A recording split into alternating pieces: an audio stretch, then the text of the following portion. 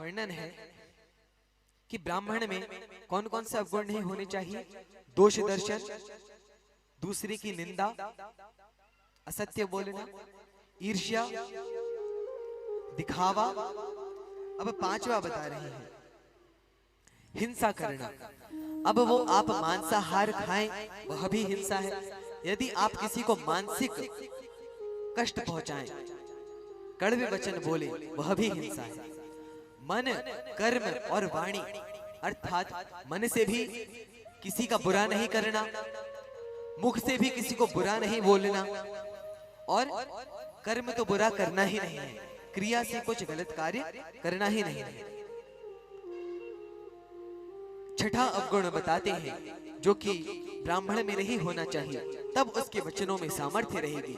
यह ब्राह्मण तो यहाँ कहा गया है, यह सब मनुष्यों के लिए उपदेश है, किसी में भी यह अवगुण नहीं होने चाहिए। और छठा है अभिमान। किसी भी बात का अभिमान नहीं होना चाहिए। अब हम पढ़े लिखे जाते हैं तो अभिमान होता है, लेकिन विद्या से मिलना क्या चाहिए? विद्या ददाति विनयम। विद्या तो भैया विनम्रता देती है, अहंकार नहीं देती। और जो विद्या अहंकार दे, जो डिग्रियां अहंकार दे, वह विद्या नहीं अविद्या है।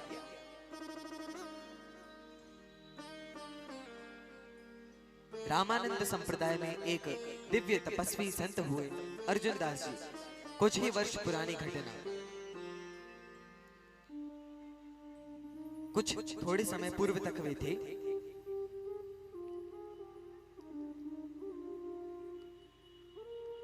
दस 12 घंटे जल में समाधि लगाते थे, सिद्धियां प्राप्त थी उन्हें।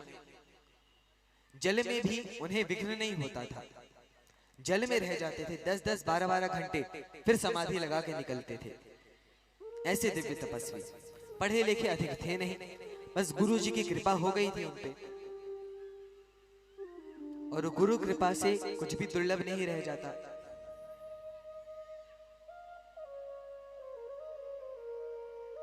गुरु की कृपा यदि हो जाए तो फिर कुछ भी दुर्लभ नहीं रह जाता।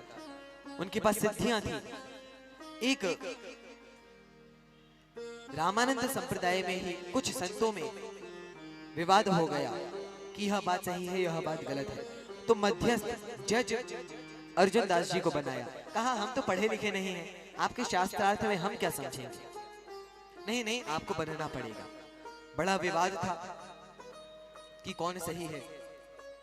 तब वे बैठते हैं, उन्होंने कहा कि आपका जो भी शास्त्रार्थ होगा, हम तो भैया संस्कृत पढ़े लिखे हैं नहीं, संस्कृत ऐसे ही पढ़ी है, कोई डिग्रियां हैं नहीं,